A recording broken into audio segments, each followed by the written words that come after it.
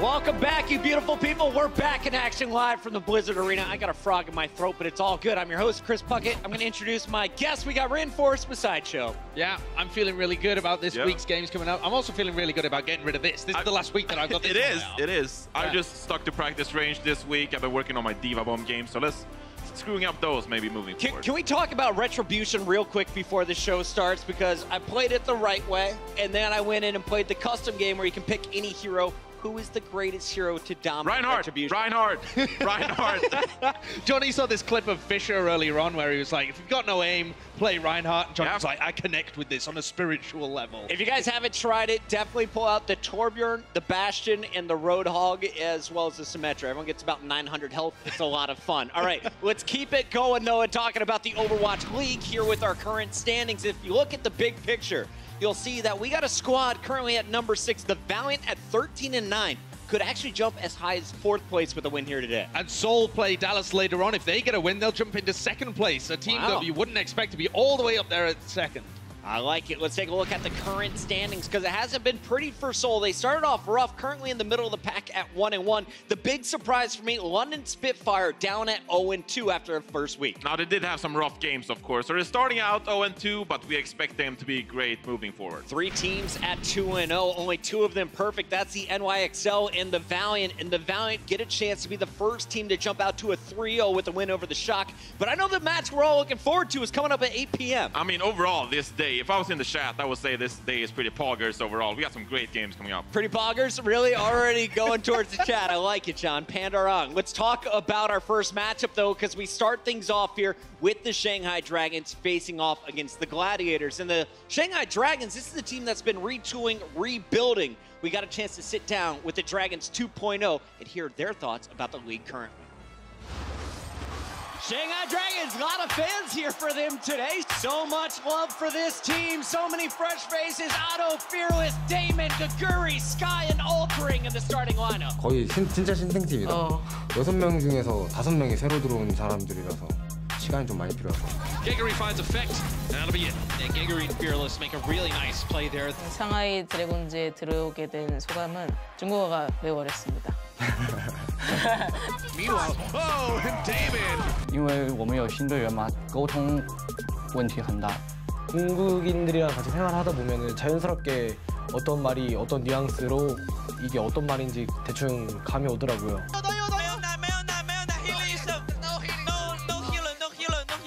个人的话，只能说让自己变得更强。 Shanghai is quick. Maybe they can turn something into this. 좀 많이 어렵지. 재밌고 어려워요. 네, 재밌어요. Shanghai, they get it done. They got it. They're starting to move the payload in. 저희라면 바꿀 수 있지 않을까. 저희라면 가능할 수 있을 것 같아서 저는 좀 10판 이상 이기는 걸로 제 목표를 삼겠습니다. 상하이 드래곤즈의 목표는 언제나 같습니다. 제가 들어오기 전에도 제가 상하이 드래곤즈를 응원하면서 생각했던 것과 무조건 첫 승입니다. They put an end to their 24-map losing streak. Really refreshing to see. And you have a very solid roster on here. They are miles above of where they were in the previous stages.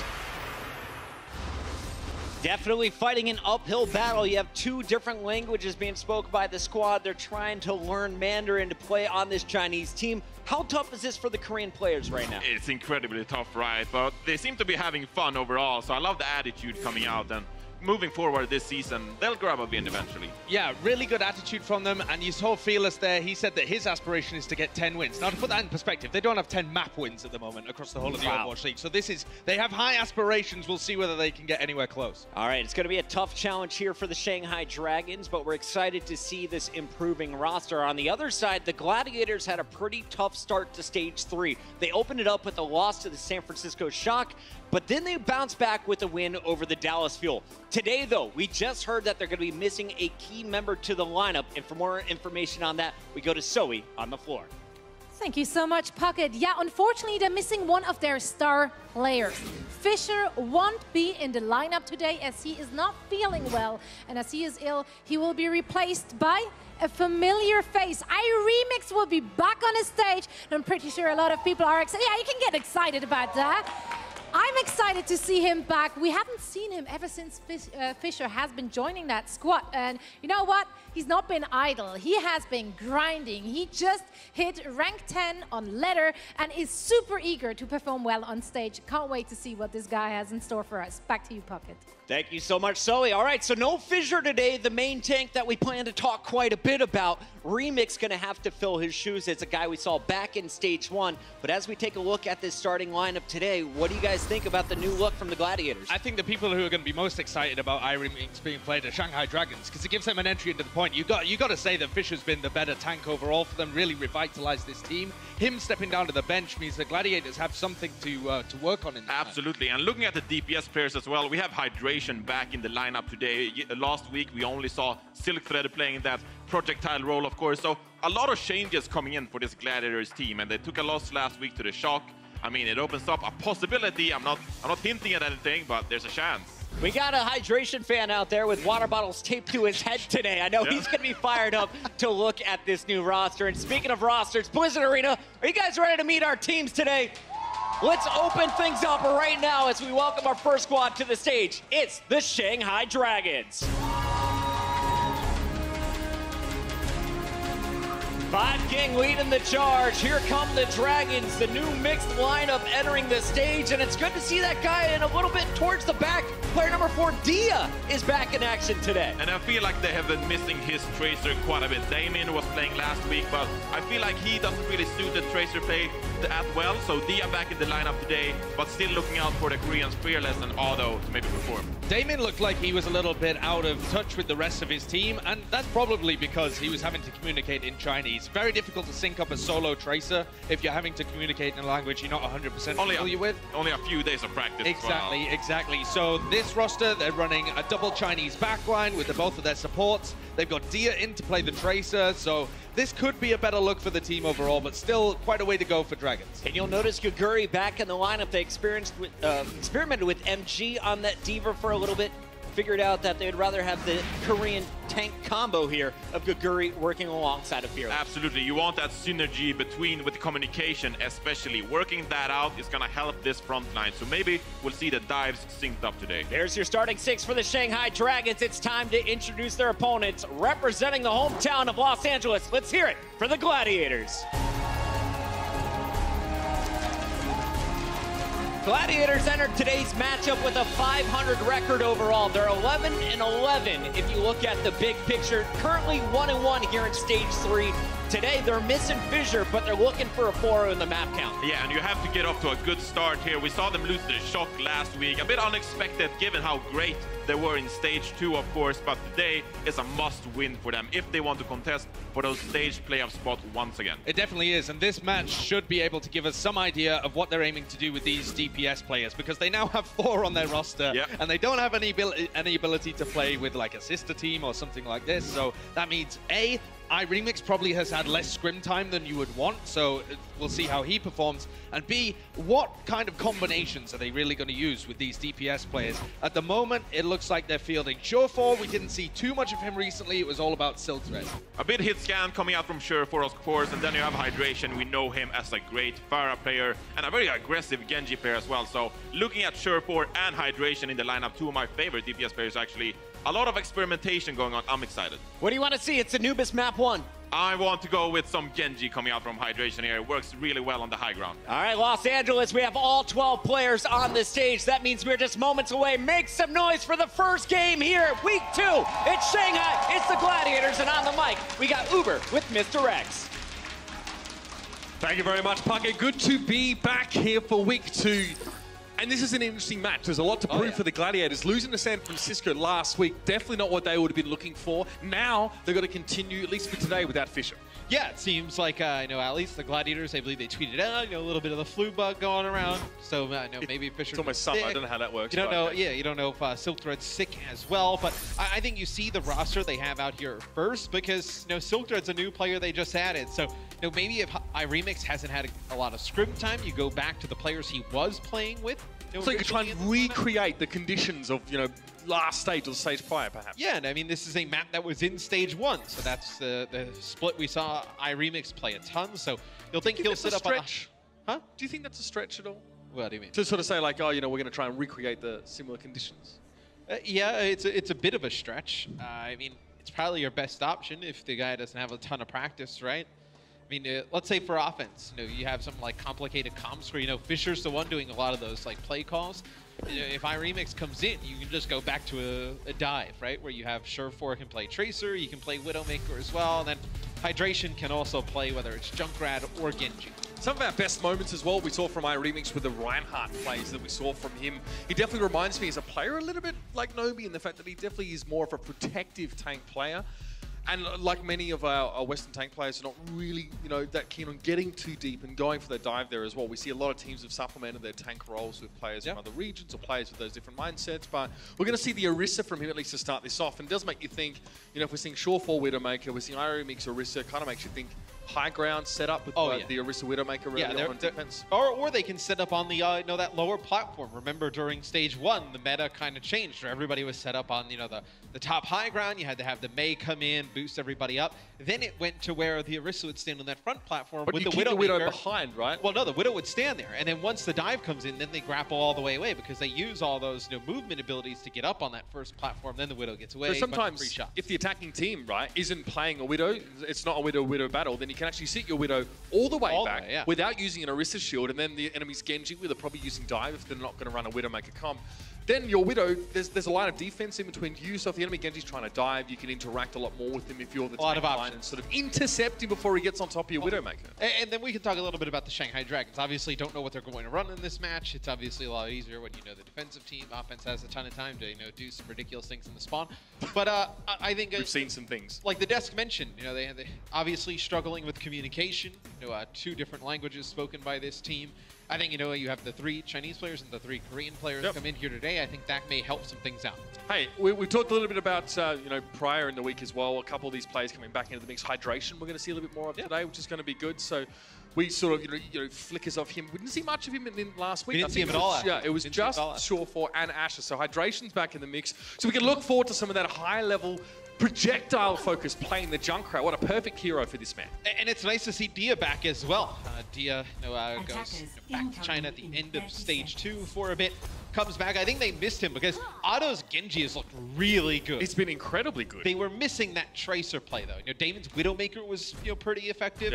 But I feel like they missed that real like great Tracer player. Where I think Dia, you know, we didn't see the greatest results of him obviously playing Tracer in those early stages. But I think that was an overall team issue, an overall philosophy issue. I think when you did see him though, the mechanical skill is there.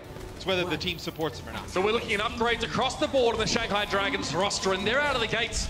Gregory on that Diva, and yes, Dia on the Tracer. Returning, of course, from China, now straight back into the action. So Surefour was playing right behind the barrier here, and as soon as he sees some of the players on the other team, knows there's not a Widowmaker, those players have to play so far away from him. He can go now all the way to this high ground. Otto there, being felled ultimately by Poison Mine. Yeah, so this is that 2 lines of defense setup, right? Surefour knows that his left side flank is a little exposed because the rest of his team are playing statically around that middle platform, but a Poison Mine is often enough early warning. Well, the hard part here is you dive iRemix, the Junkrat is there with a lot of front-loaded damage. You can't just pass these players and get all the way to Surefour. Your best option is to probably go up on that right side high ground, you know, from the offensive side, get up on the right side high ground, which would be to Surefour's left there, where he has that Venom Mine, and try and take that position, because then that would force these players in front of Surefour back to the point on that low ground. So that's exactly what you would want. It's not going that way for Shanghai, though. Right, they've got to figure something out here. The fact of the matter is they can't get to Surefour. Surefour is getting free damage. If we could take a look at the mini-map, Dia actually is up on that right side high ground. He's actually just sitting up here by the health pack. He just needs to get some teammates over to the side. He actually triggers it now. Surefour knows exactly where he is. Surefour also has the infra sight, right? So if he's really worried about this flank coming through, he can pop that, but Dia's smart. He's going back down to the low ground, knows he can't kind of push on through. So hard. How does Fearless dive in without taking an instant headshot from Surefour on his way to getting smashed by a Junkrat? There's really no option. Riptire in, Free Feel to go down. It might be a resurrect here. I don't think there's any chance for the Gladiators to, capitalize on that. So Free Feel's back, but there you go. Dia falls in the front gate. The setup here from the Gladiators is simple, and we've seen it before. But now you can see just how effective it is, and how frustrating for attacking teams it can be to break open. And they haven't even gotten a chance, the Dragons, to really make things go, and they're going to use Transcendence here. when Bishu uses the self-destruct, and that's not going to keep anybody out. So you burn through the Transcendence, you don't have that. I was going to say, I would actually probably held on to the Transcendence, obviously, and then maybe 5King uses this Valkyrie, and if it doesn't work, get over to a Lucio to try and give you some speed. Now they're going to go with Dia on Widowmaker. Okay. This makes a little bit more sense to have the Mercy now. I don't mind this. It may mean that Shawfall wants to drop down onto the lower ground and make sure he at least has a shield. Yeah, so you see he's dropped down now with the rest of his team. But this could open up, you know, a dive DPS like Genji. Now Genji can actually get to Shawfall, and so can Fearless. That's the big question. Shawfall going to back away, getting knocked around a bit. Now the Widowmaker finally suffering a bit of scrutiny. Again, we'll resort to the full-on. But a free field picks him off from downrange. That's the opening. Finally, the Widowmaker, the key to the Gladiators' composition, had been felled, but he's just resurrected. Now he's going to sit inside this small room. There was a supercharger used by Remix, so a lot of extra damage coming out from the Gladiators in that vicinity. Tough for the Dragons to break in. The Riptile whiffs. Well, Freefield survives. I mean, the Riptile forces Freefield all the way in the back where he's not able to get any healing. He's not line of sight on anybody. Fearless just trying to stay alive here. Otto does have this blade. No support ult for the Gladiators. Needs to come up with a big Dragon Blade if the Dragon's going to stay in this. But Dia respawned and came back in on Tracer here, but it's Otto with the Genji. Dragon Blade claims one. He's looking for more, and Hydration was in the way.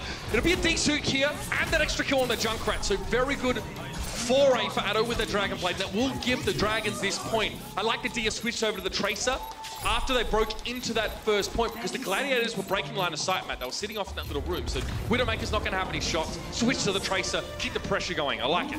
And let's see how the Dragons decide to attack point B with Junkrat in play for the Gladiators. I feel like he's kind of the first one you want to deal with. Junkrat on point B here can just deny so many choke points. And there it is. It's going to be Hydration who comes up with both supports. Can't let that happen. No, so basically, yeah, 5King and Freefield were standing in the doorway, essentially, while the rest of the team had sort of engaged, and Hydration managed to creep up, and I'm pretty sure he finished that kill with his primary fire and not with a remote mine. So we'll see how it went down here. Notice, yeah, so, okay, yeah, he might get 2 for 1 here, I think. It's the way the kill feed came up. Yep, he just gets them both. Sometimes, Junkrat. Some people are just blessed. Yeah. Some people also play Junkrat and don't hit the thing all round, but, I mean, hey, we had to play with Sideshow's Genji last night, so it's even worse. Don't remind me. Remix on the high ground here. The Dragons have no idea he's here, so we can drop in, do damage, and then jump back to the rest of his team. He even gets a kill with the help of Bishu there. Great coordination on the dive for the Gladiators. Leap upon the supports of the Dragons, but they've lost Shaz in the meantime. So Dia was able to take a D4A while the 2 tanks for the Gladiators weren't home, Matt. And that's enabled them to pick out some of the supports, forcing the tanks back. The Gladiators just playing so far forward. It's going to be Dia, though, with that double pulse bomb. Connects on Surefour in Big Goose. It'll be Transcendence. The Gladiators are playing far up near that choke, trying to make it pretty costly for Shanghai to even get towards the point. They're able to break it with relative ease, though, Mitch. Kaguri will have a self-destruct here to clear out the point if they need it. Dia just cranked this one open himself. Beautiful support kill and then double pulse bomb, and now the Gladiators are looking like they're going to get shoved off this one. Shawfall trying to challenge on his own, but the Dragons have numbers. It is Hydration on the Doomfist now trying to get involved, and Remix returns with a Primal Rage. Otto's going to have a little bit of trouble getting to his intended targets with the Dragon Blade. But he's just going to take fire for the time being. Again, keep his distance, only go in when he's going to get a sure kill. And it was Shawfall to drop the bomb on Otto. It wasn't even a stick.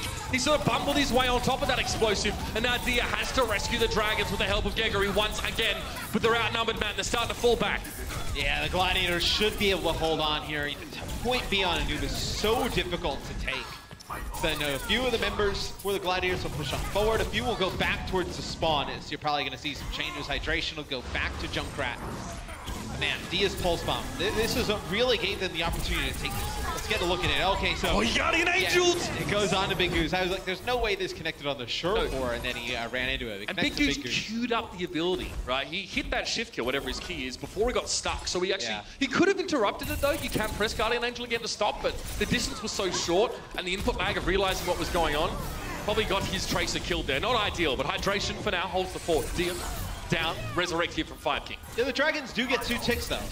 So they only need 1 more, obviously, to complete the map. Take point B as well right now. They have both support ults. They're going to use Valkyrie to engage here. They have to be very careful. They can't let 5King drop. Oh, there's going to be the Transcendence. So as soon as they use Valkyrie, Surefour and Remix jumps right on top of Freefield. Force that out. Yeah, essentially forcing the Dragons to use 2 support ultimates at the same time, Matt. That's not a good idea for a for an assault map like this one, should I say, when you really need to save them and ration them over the course of a long fight. Because now, here's the Transcendence from the Los Angeles Gladiators, and the Dragons have no support ultimates to rely on whatsoever. It's Fearless right now in Primal Rage. Surefour's Pulse Bomb doesn't connect, but it's enough to deal with Free Fuel with the pistols after, and there's 55 seconds left of the rounds. Yeah, now to the next fight, you will have Valkyrie.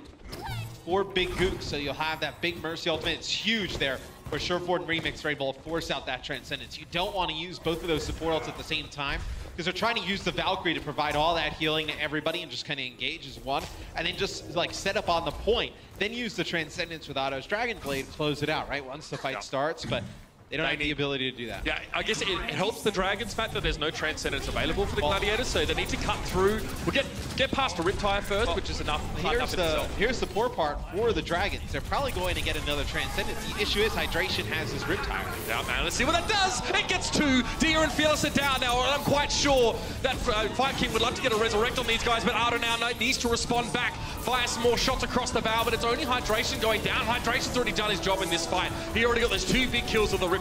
Transcendence is there, like you said, it would be mapped, but it wasn't quite in time with the Dragon Blade from Otto. So difficult for the Dragons to capitalize on the extra healing. Over time, yeah, it's done. Fearless can't get there in time. And the Dragons had to settle for 2 ticks on that point. It's unfortunate. They did have an opportunity there to take point B. It's just, you know, that Transcendence is forced out a little bit earlier than they would have liked. Now that's a play where you probably, when Free Fuel gets jumped on as the Zen, you kind of almost have to abandon the everybody kind of push on into the point, maybe peel a little bit back for them, whether it's the tanks or one of the your DPS. tempo as well, especially if you're trying to play off a pick, and all of a sudden you're peeling back because an enemy ultimate is threatening to win the fight immediately. Well, one of the major problems is that 5 King uses Valkyrie, right? Great ultimate on Mercy, you can heal everybody around. The issue is he has to stand next to Free Fuel, who's all the way at the back of the gate, because he's trying to keep him alive through Remix and Surefour putting damage down on him. Nobody turns around. So he's not even able to go forward with the team and provide that healing to everybody. Then they have to use the Transcendence on top of that to push on through. Well, it's quite likely that Free Fuel either wasn't getting Valkyrie healing at the time or insufficient healing. Well, he would have been dead. I mean, there's just too much damage going down on him at the time if he didn't use Transcendence. So credit to the Dragons. I like how they broke open that first point play. I really feel like an Orisa Widowmaker. You want to force the Widowmaker to play with the Orisa, so use your own Widowmaker, and then get a Genji to work with you know, a D.Va and a Winston to dive, and then hit that sort of first platform. I think that's the way to do it. We saw Dia switch back to the Tracer after the Widowmaker got that first pick and they started the fight. 30 seconds. You mean, the thing with Orisa is you just have to get around her barrier. Like, once you get around her barrier... Or through it. Yeah, I mean, just through it. No, just get behind the barrier in any way. She's such an easy target for a lot of heroes, right? Like Tracer, Widowmaker, even Genji, right? Just able to build up ultimate. She can't really defend herself all that well. It's not like a Reinhardt, right? You get close to him once you get by the barrier. He's hitting you with the hammer. He's putting down a ton of damage. Be the Dragons with Otto running Junkrat on defense. Dia will be running Widowmaker. So this is what we saw a lot in stage 1, sitting all the way back on this high ground. Well, this is the Gladiators' defensive composition, except the setup is not on the low ground. So this kind of, I guess, means that the Gladiators can take a lot more real estate. To use that term a little bit pithily, they can actually sort of move up quite close and then make an easier dive. I feel like the 2-stage segmented setup is a little bit nicer. Dia, careful. Shooting a reflecting Genji, not advised. Don't try that around kids. And now he's going to get dived on now. The problem is he's forced out of position. He can't even rappel across because he's got tanks in his way. He attempts to. 40 HP being chased though down. And of course, he's not going to be let to get away with this one alive. A lot of healing being poured into him at the time. But 5 King wasn't able to keep him alive. And that'll be a very quick deconstruction of the Shanghai Dragons' defensive setup on point A. And Dia had Otto over there. They thought the Junkrat damage would be enough for those players coming in towards the high ground, but Surefour actually comes up the staircase through that mega health pack room, and then when those players are forced back into there, Surefour's just behind on Tracer. Nobody even looks at him. He's able to put down so much damage. Surefour having a pretty good game. 28 elims, 15 final blows, only 4 deaths right now. He's pounding. Remix is setting up here. Yeah, by the looks of things, setting up with Vishu, just trying to control that first ledge. Controlling the ledge there outside of the front door sort of denies a lot of the easy poke the Dragons might have. They can't really set up there and just get easy damage or put a Genji able to dive down. Now they move to the point though. Valkyrie going to be used by Big Goose here, and Surefour wants to chase down Arno a little bit more. He won't get away. Hydration on the Genji now, starting to clean things up. Self-destruct thrown in, forces Surefour to change his position and take a breather for at least a moment. There's a pulse bomb here. for Shawfar, and he wants to get it on towards this Winston. He doesn't quite connect it. Fearless survives for the time being, and Shawfar has to recall out of the fight. Dragon Blade time, though we know what Hydration does with these. Finds 5 King and just turns around against Thea as well. She's like a very casual 180, but he managed to find that kill. Now Fearless with the primal rage to stall. 5 King on the Lucio to come back in, and Freefall doesn't even get out of his spawn. Just looks like a matter of time now, Mitch, right? Everybody falling now for the Dragons. Fearless comes out of primal rage. He'll drop just Gaguri in Dia here by the point. Dia's already used his recall, so as soon as he comes out, he's gonna be dead. Yeah, tough times now. Ado trying to come in. He dashes across the point. The Transcendence comes in for free fill, and he manages to benefit from it. Now for the Dragon Blade, he takes to the skies. He descends and removes Remix with 1 cleave. But Hydration was there to find him. The Transcendence only lasts that short period of time. He needed more of it. And now the Dragon Blade from Hydration. So much Genji work going on at this point. But Hydration pulls up short. His dash doesn't take him the full distance, so he had to reflect and then jump back into the fray. Try and get some easier damage. Can't go too deep now for those forays. They're self-destruct on the point. The Dragons are doing a decent job of stalling this out, man. Yeah, this fight is going on forever right now. Big Goose using Valkyrie to keep everybody topped up in terms of healing. Remix using Primal Rage. And that will be it. It'll be the Los Angeles Gladiators who take map number 1. And you know, that fight started out a lot like how that initial Shanghai fight started out, where it didn't work for them. That time, though, when Shanghai tried to dive onto Shaz, it was Hydration and Bishu there with some peels. They were able to use the Transcendence in that they had that got forced out to eliminate 2 players, then push on through and take the point. Yeah, we saw the Dragons go for a little bit of a different setup on the defensive times. The Gladiators Water Boy. Oh, Hydration, I get it. Celtics, the Riptire, of course, really creating big opportunities there in that first map for the Gladiators. Map 2, just around the corner. You're watching the Overwatch League. The Overwatch League is brought to you by Intel, the official computer processor of the Overwatch League. T-Mobile, America's best unlimited network. And by Omen by HP, the official PC and display of the Overwatch League.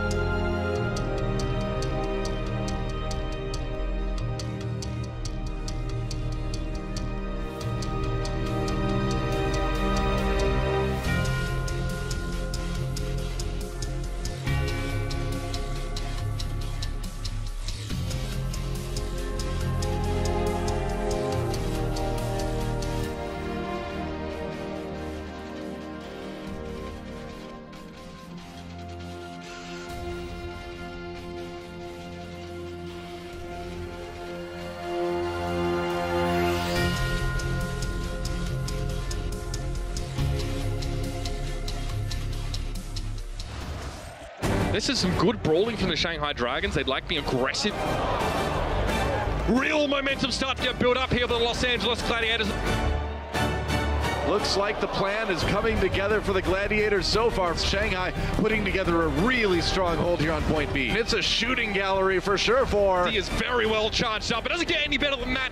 There we go. This is getting out of hand. Oh, from downtown.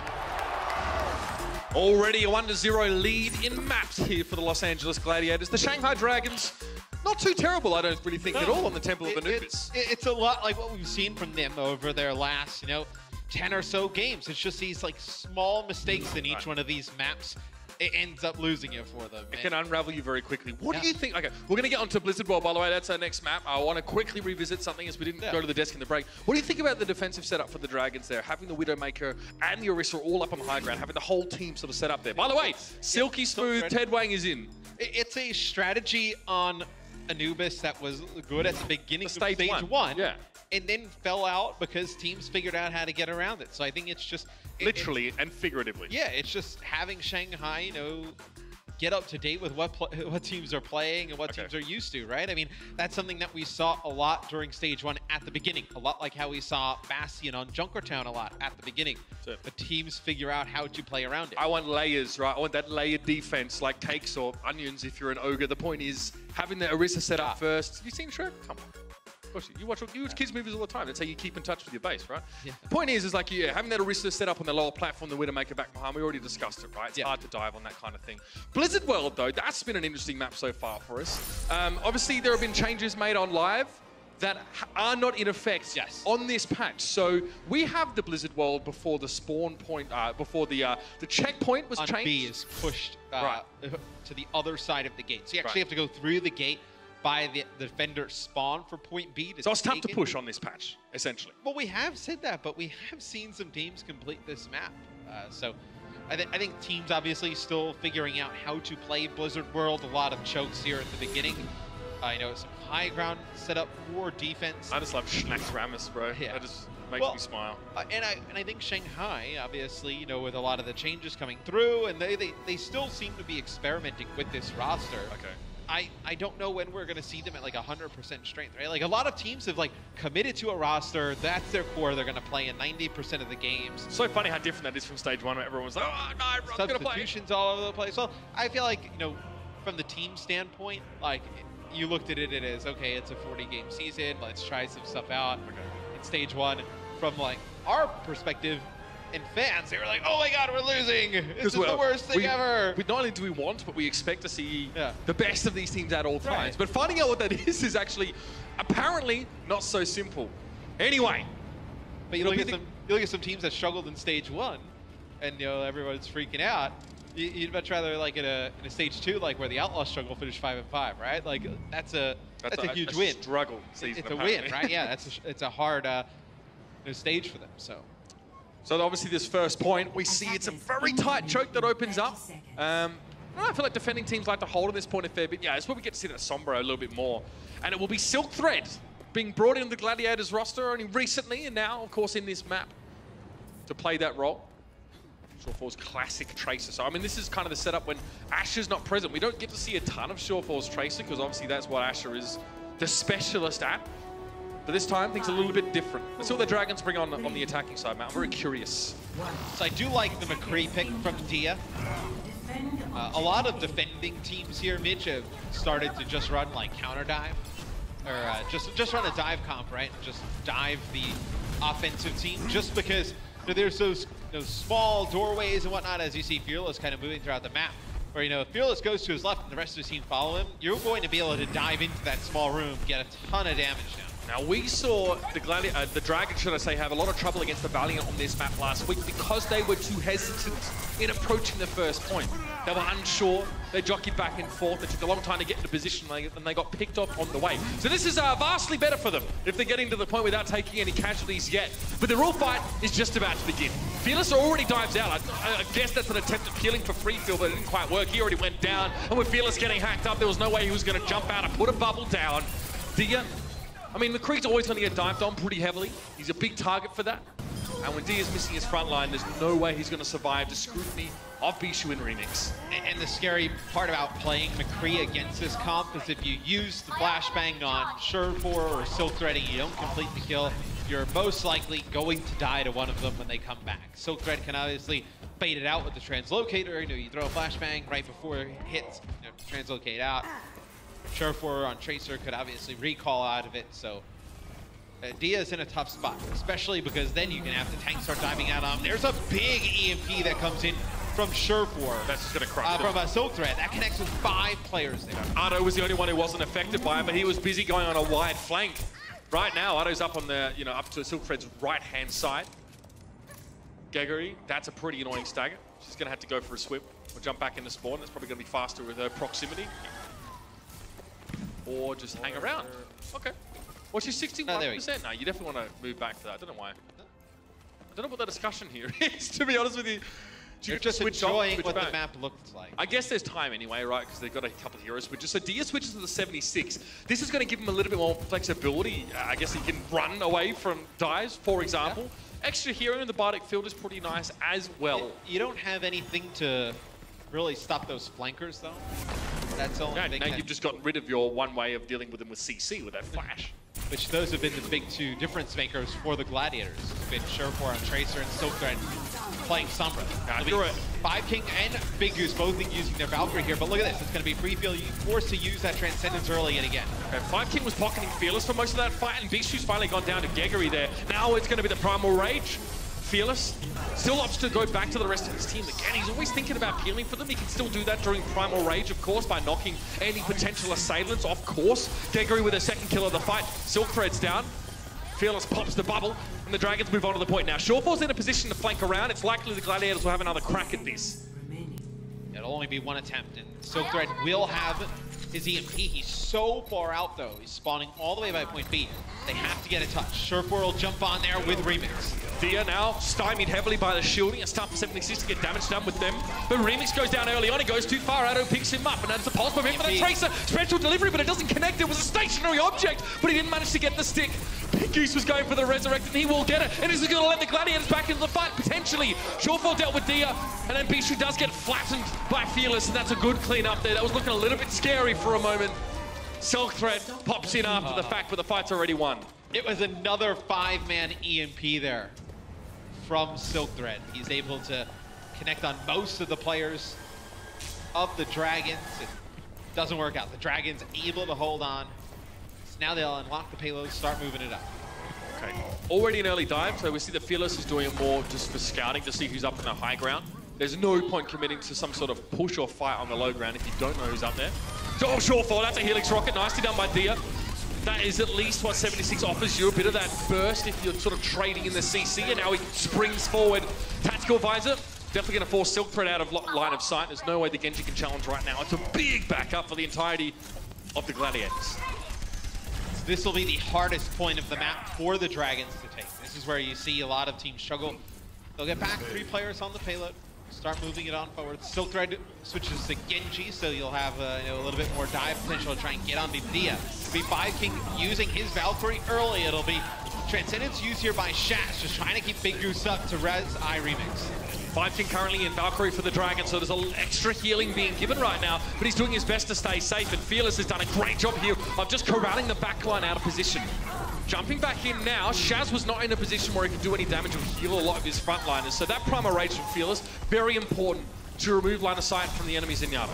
Yeah, and you had Shaz use his Transcendence, most likely to get another one he sees building up to quite quick, but going to have a Transcendence here, and maybe a Tactical Visor. It'll be Big Goose using his Valkyrie, gonna give all that healing. There's a Transcendence for the Dragons. You're not able to keep Dia alive, though. Would have been huge to do so because he has that Tac Visor. Maybe you get the res off, you do. That's pretty ballsy to get a Resurrect in the midst of this mess, but Silk Thread now's gonna go on with the Dragon Blade. He's already got himself 2. Smooth as you like. Surefour combining with it nicely for 4 or 3 in a D-suit in total, and that will be enough at least to stem the bleed for the Gladiators now. And they can set up, and this is where it gets pretty tricky for the Dragons. It's a long walk back to where the payload is, Matt. A lot of high, low ground, treacherous terrain, if you will, to try and push this over the line. 41 seconds, 40 in fact remaining. Yeah, and you don't have any support ults. You have a pulse bomb from Otto. Maybe you need that pulse bomb to, land on the Shaz, right? Get him to use that Transcendence, back up a little bit, and then go in with that Tactical Visor. Okay. Epic music commences. We're under 25 seconds left in the round now. Ardo having a bit of a powwow for the time being with Irene's, but that's a Transcendence, so that's going to be the starter's pistol for the fight to begin. And look at this, Ardo's out of position, he couldn't join the rest of his team. Fearless also couldn't assist, but he's going for the back cap right now. The Shanghai Dragons, Winston is trying to push the payload across the line. He almost got it there, but now the rest of the Gladiators have responded. They move back into position. Big Goose is down. Shore4 over the payload here, and he and Bishu are just going to sit tight now. In overtime, Fearless has to go back to the payload very quickly. He has a little bit of time. It takes a while for that to decay in the early stages, and that's pretty big from Fearless, getting rid of Bishu now. Dia coming with a Tactical Visor. It's all open area right now. That bubble's not going to last forever, and Dia isn't able to cut through it with the Tactical Visor. The Tactical Visor, though, forces some members of the Gladiators away, which allows them to res Fearless, so you have your main tank back in the fight. They need to keep 5 King alive, though, so close to Valkyrie. Needs to pop it as soon as he gets it. 2.5 meters, but have the Dragons run out of fuel. Gregory getting desuited, and the Pulse Bomb's going to make sure the kill is completed. The Dragons do not get over the line. They managed to split up the Gladiators, in all fairness, in that last fight. Managed to get their front line in between.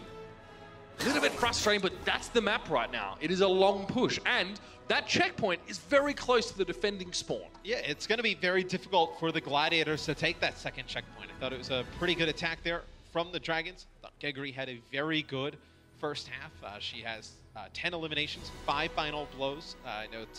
Tied for top on her team in final blows. So her D.Va's very active. That's what you want to see out of the D.Va play. Gregory on your screen now. Speaking of D.Vas, a couple moments there where she had to very quickly about face and commence peeling onto her backline. You see, the Gladiators have always been a team that don't have any compunctions about getting very aggressive very quickly. The Sombra, I thought, was pretty impactful. I feel like even that second EMP over on that first point, Matt, could have won the fight for the Gladiators. It was looking like the Dragons would have it. Then they all get hacked up, but they still managed to survive. I think the cleanup from Fearless was really important in that fight. Remix so far, in his return to the roster, Matt, 14 eliminations, 4 final blows, 4 deaths. Solid, very solid from him. I mean, he's had a lot of time to practice, watch a lot of matches as well. Also learn from a great main tank like Fisher. Absolutely. So in the same house with the guy, I'd be sat there with a notepad and pen. Definitely improve zone play, watching somebody I know as great as Fisher perform on that main tank role. Silk Thread has 10 enemies EMP'd, 13 hacks. So just 3 hacks outside of those EMPs. Right. The stats can combine here. So it's going to be 5 EMPs on each use. So he had 2 EMPs. And he was able to get 5 players each time. That's a great use of those EMPs. Yeah, it's interesting, actually. This is a very different looking Gladiators roster in general, now I think about it, because when Fisher's in the lineup, you often have Asher, right? There's actually a lot of communication occurring in Korean around the front line. The front line are communicating in Korean with that sort of permutation of the roster. But now with remixes in there, Shore4 is now playing the Tracer, so now that communication will occur in English when it comes to the dives, because all the 4 dive players will speak English, and obviously Bishu's bilingual, so he can do both. So you always get like a different look. I wonder what the structural differences in how they sort of set up calls are between this setup and the one with Fisher in it. It's incredibly interesting in Overwatch that we have a lot of these teams have different players from all over the world who speak all these different languages, and the game's so fast, and communication is such a big deal in this game, and it's been really impressive how a lot of teams have made it work, and you've seen a lot of teams who have really struggled to make it work. But the players are so talented, you have to let them try and figure it out. You're just hoping they do. Yep, apologies for the pause. We don't quite know what it was, but it was very quick, so we have to look at our marks for too long. So Shanghai now on the defense. They are not going to opt to run with a Sombra here. That might not be something they prepared or something they really intend or enjoy using, but the Gladiators are going to use it on both the attack and defense. Silk Thread, again, will be the pilot. Some teams, they've liked using this Sombra on both sides, offense and defense. Some teams I feel like don't really play around it too well. I think the teams that don't play around it too well are the teams that had primarily their support players play that Sombra in the past. Now she's much more of a DPS hero than she was. Yeah, I mean, to recap, she has a lot less spread at long range, so she can actually more safely farm up her ultimates, which is reasonable because now she doesn't get ultimate percentage for hacked health packs being used.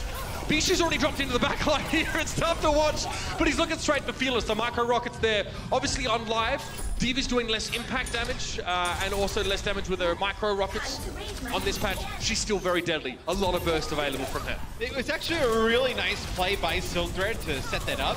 You notice he goes in, and then the rest of the Dragons jump back to him as soon as he gets to the corner of the point, translocates it around immediately. That gave his team so much space to basically get onto the point for free there. Again, Bishu now, we've been on board with him for most of the time. You can see him very often using his mobility to his advantage. Five King is not going to be getting away. Again, he's just sort of prolonging things. Shawthor didn't even want to use a blink to make sure he wouldn't fall off there. So that'll be the first point captured. And Silkthread has EMP. He has it now. Not before, now. That's not good for the Dragons. Oh, yeah, EMP, both support ult. You're going to have every ultimate here available for the Gladiators. See Silkthread just playing in the corner here? He probably has to go in pretty quick because, okay, no, he's going to just translocate out. I was going to say, the translocator's wearing off here. So the Dragons, you can see the Dragons want the high ground really badly. They're all set up there. They're going to try and start a dive. So we're almost sure for here. Silkthread has already returned to the fight, and yeah, that's the EMP. So he doubled back, realizing the Dragons were using the high ground entirely, and they just get completely mashed. Huge EMP. A lot of them were affected by it. Ironically enough, Freefil and Five King were the two players that actually survived that onslaught. But again, tanks without mobility, abilities, or shielding are as good as squishy supports in fights like that. Yeah, but it's not a bad fight for the Dragons. You see the payload just now making it around the corner. You're going to have like 2 more really good fights on this. You got them to use Valkyrie in DMP, so you don't have to worry about that EMP for a while. Same with Valkyrie. You have all your ultimates coming in. Okay, Pulse Bomb there used, but Remix going to go for the Primal Rage to stave off the damage, or at least try and stay alive. Now, how's he going to use this to its fullest? Is a Transcendence being used inside that small room by Freefil. Obviously, he was getting knocked around a little bit, but still managed to, divvy out the healing to the rest of his team, and now it's going to be a Transcendence from the Gladiators. Remix again, checking his 6. He does see that he's being pursued by both main tanks of the Dragons. Going to take a big step back here and just try and get this finish on Ado, and he does get it. Now they're going to have to get out. The rest of the Gladiators will stay on the payload for a lot of that fight, and now they'll be able to come forward as Remix needs to back away. No way you're getting away with that one. The spawn advantage is going to be too strong for the Dragons here. Otto does have Dragon Blade coming off respawn. This Dio clean up both tanks. That pretty much forces the Gladiators to back all the way out. Dragons will hold on to the point for now. Geguri obviously plays at a very high sensitivity, which is actually, to be honest, why players in the past thought that she was using, third-party apps to sort of be very good at the game. She was cheating, but she wasn't. She proved it in front of Blizzard in Korea. But yeah, she's got a very sort of twitchy sensitivity, so when you watch her, she's always looking around like a meerkat. Yeah, I've seen her do incredible things with that high sensitivity. Like, I saw the one clip of Zaya her playing, on Nepal. Of her playing like Brigitte, obviously using the shield bash to get back to a point. Like, I saw on Reddit for a while. Yeah, she was really in there. She's incredible at that. They're going to have to get back to the point here, though, the Dragons. They do get a touch. Yeah, Bishu kind of over towards the side there. He's going to get back to the rest of his teammates. Otto still has this Dragon Blade to use here, man. Now, but Trent said, well, the EMP, it might be a little bit tough to get that one off here. He actually wasn't hacked by that. So Otto's hanging back a little bit here, at least. No. Okay, doesn't seem like he was. Dragon Blade out here. Big Goose. Now one more slash and he'll be done. Geguri found 2 with a self-destruct, but that's just as well, because Otto didn't get much done with his Dragon Blade at all. Fearless and Geguri now have to hold down the fort for the time being, but Shaz is back. Extra healing from the Zenyatta now going to be present for the Gladiators. And Geguri's just trying to hang on now. There's a lot of healing. She knows that the Gladiators are going to be tough to cut through for the time being. Big Goose's Valkyrie. Fearless has gone deep into the backline of the Gladiators to try and cut them off. Geguri has managed to hold on here. Dia just circling around the payload. They've cut down the Gladiators once more. It's just that spawn advantage on defense is so massive. Fearless did use Primal Rage. He goes all the way in the back. I wonder if they have an idea that Surefour is behind him with a Pulse Bomb now. He may decide to camp Freefil here in the spawns. Freefil's trying to come out. Yep, here it is. He's going to try and go for the camp on. Oh, the timing. Going to be Fearless who gets there right in time. Spawns up with him. Surefour still needs to get a huge Pulse Bomb here. There is no Resurrect available for the Dragons, so they can't just fix a man disadvantage quickly. Pulse Bomb in there. Surefour doesn't find anything with it now. The self-destruct in from Geguri. 2 fights in a row. She's had that one. Very important, not just for survivability, but for zoning. She dives deep. Surefour finds Fearless though, and Remix is traded out. So both teams have lost their Winston. It's going to be a D.Va derby for the time being, and Remix is brought back. The Gladiators have been very patient and very careful. Now the Transcendents, they're going to advance. They've got to be aggressive. They're going to expand behind this push. Ardo found Shawful, though. Even though the Transcendence was in effect, Shawful obviously wasn't in a position to benefit from it, Matt. And Silk Thread gets nothing with the Tactical Visor. The Dragons are looking so hard to break right now. Yeah, they were playing around their Transcendents were the Gladiators. Didn't work out there, but now they come in with Valkyrie. They may be able to close it out here. Otto getting close to a blade. He's going to use it, but so low on HP. The Gladiators barely will get point 2 and take our second map. Okay, I take responsibility for that. Cast a curse. Though it did look very good for the Dragons up until that point. Again, I mean, we talk a lot about spawn advantage, Matt. Pure and simple, the defenders have a far lesser distance to walk to get back to the payload, which means that you can kind of consider time taken to walk back to payload as like add it on to respawn time in terms of getting them back into the fight. So it's much easier for defenders to hold that and reinforce that point quicker. Yeah, Sherford with another monster game, 39 limbs, 21 final blows, leading the Gladiators to his 2-0 lead. We'll hear from the desk about it after the break. Sassy alone. Place low. Come Mercy, kill Mercy. Come Mercy, play. Come Mercy, play. Stand point. I'm on the shot. Health up point. 5 seconds. 3 seconds. I'm barking. I can bucket. I'm bucketing. Kill soldier. Nice. Let's go, baby. Woo! The Overwatch League is brought to you by Toyota. Let's go places.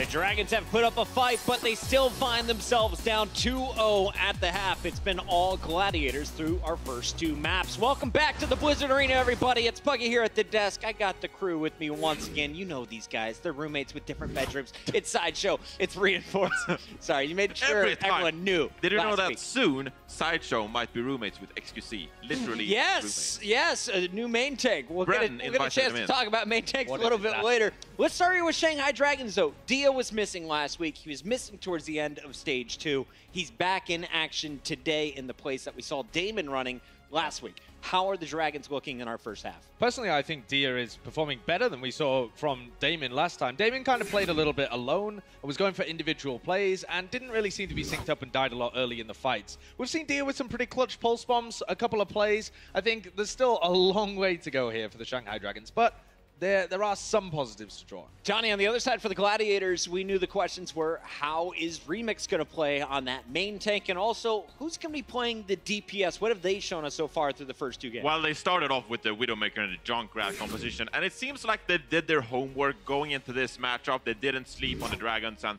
you know, Widowmaker and Junkrat, very good for shutting down the dives coming out of Shanghai Dragons. So they were actually forced to swap away. We saw Dia on the Widowmaker, and I mean, we haven't seen Dia's Widowmaker since the preseason. Well, actually, he sort of popped off, but now he's taking over the role as the new Widowmaker. Yeah, Undead's gone. He's your hit scan man now. Yeah, absolutely. So I was excited to see it, but a bit out of practice, maybe. When we look at the maps here, though, the Shanghai Dragons have never won a map on any that they're currently playing today.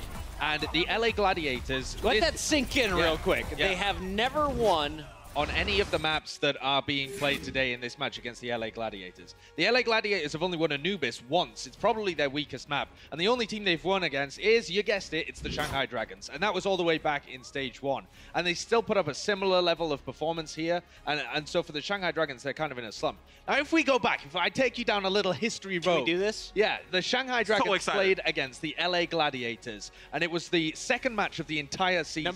Number 2. And the Shanghai Dragons come out. They didn't look too bad in the preseason. Not bad. First match, it's Dorado.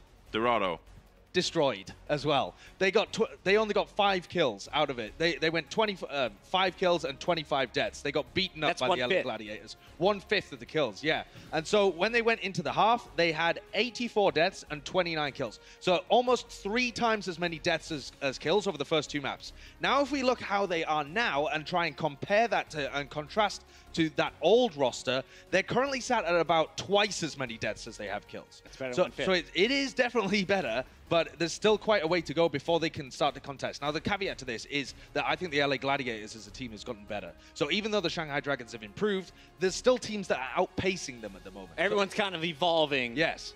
Together. I feel like Shanghai right now with Dia, though, this is the best I've seen them. Do you guys agree with that, or is this just a weekend Gladiators right now? Well, as a team, sure. I guess I think the front line is playing better as a whole, and I think the back line is playing better as a whole, but then you have to sort of figure out and match them two together. We see the Mercy and the Zenyatta for the Dragons sitting back quite far, and they sometimes get help from Geguri, but then you see Fearless and Otto jumping in. And so they're sort of split apart with the communication, but when they get it together, that's when we see the Shanghai Dragons really succeed. When you see the points taken, it's either off a massive Pulse Bomb or a Genji Blade so far. So look for those 2 DPS players from the Shanghai Dragons. Now let's talk Gladiators in the second half. They've already shown some DPS rotation. Sideshow, talk me through the numbers. What should we expect from our purple squad? So we were asking the question of who do they field and when do they field them. So we have a graphic that shows you how often each DPS player is being fielded here. And Surefour is, well, first of all, you got to say, out of the 3 players they started with,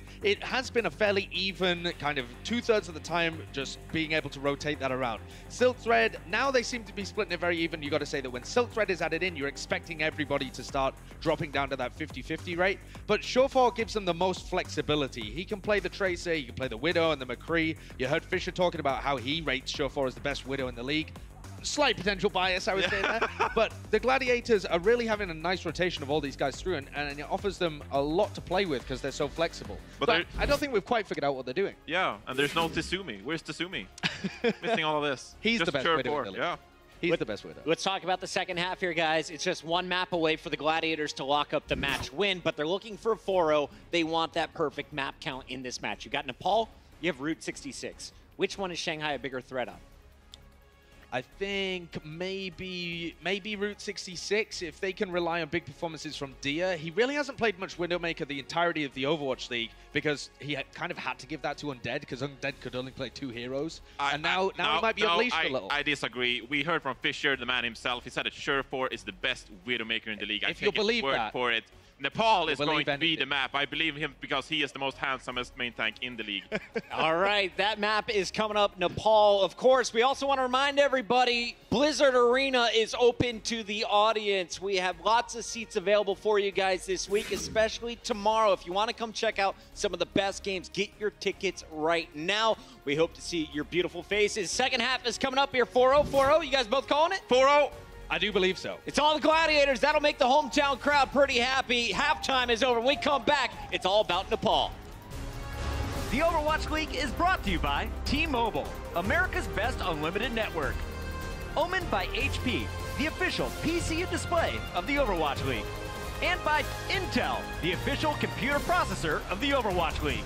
The damage available. And Boyer has so much ability to be able to just get away from players like Linkser on the Tracer.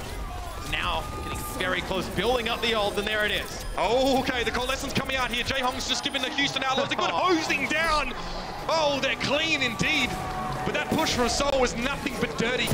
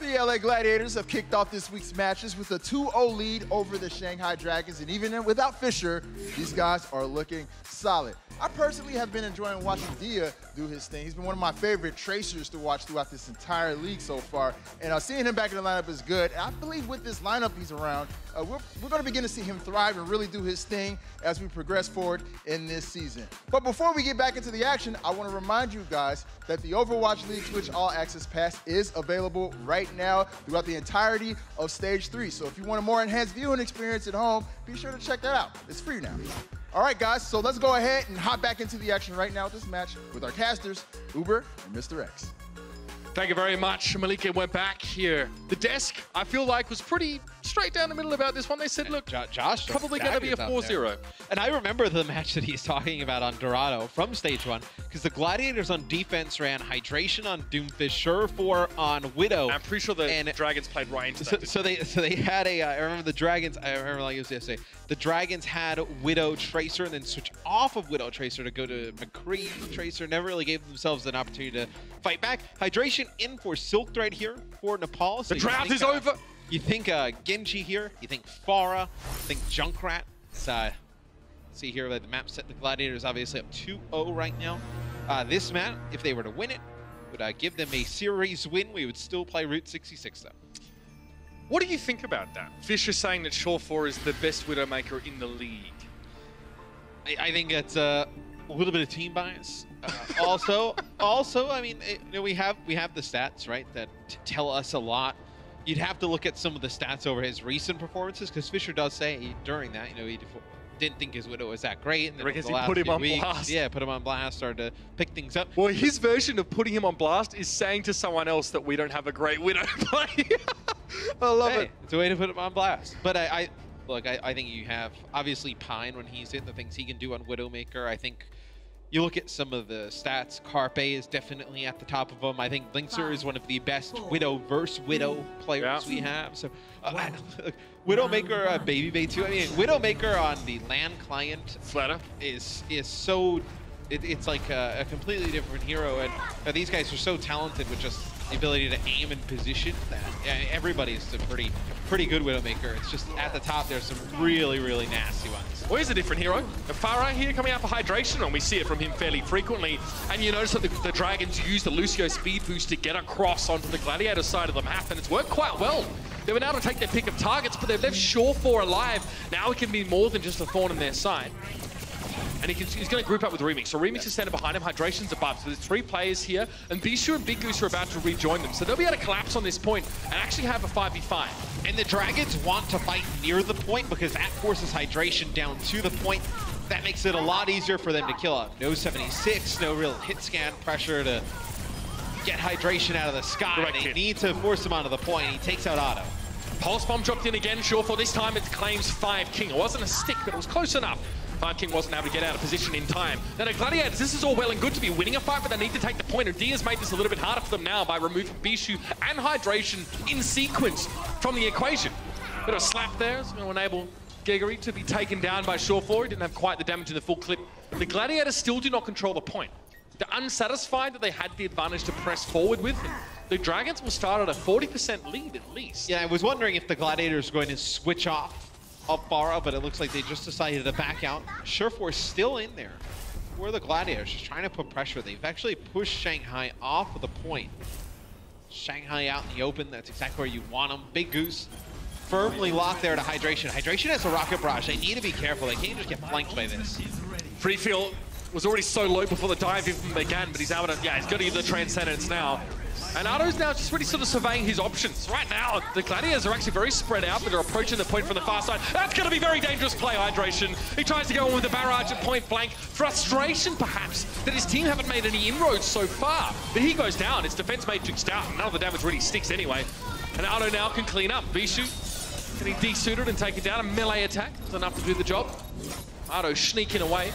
Now Dia with the Pulse Bomb doesn't connect. Not really. He goes down before he can get much value out of it, but now it's just Gregory on the point. Otto has returned. He did get some health, but he decides to back out instead, seeing that the Gladiators have won so comfortably. But wow, Matt, big start here for the Dragons. Yeah, they get 86%. They have Dragon Blade. No support ultimates available for the Gladiators.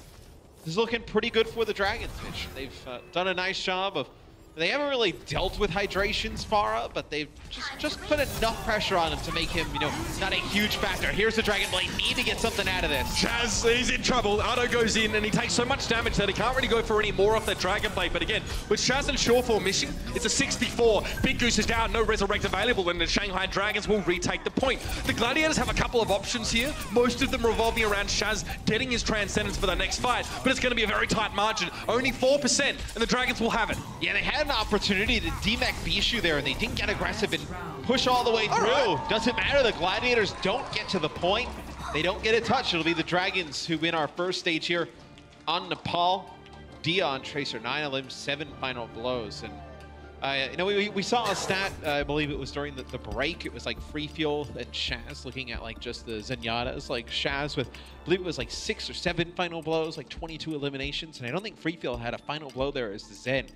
You saw Free Fuel finish with 2 final blows. Now Shaz with none. So you see it's also going to be a little bit more healing done by Free Fuel, and I know relatively near close in damage. So Free Fuel doing a better job on Zen. We just saw a big disconnect between the tanks and the backline of the Gladiators, Matt. That was a really common theme throughout the course of that round.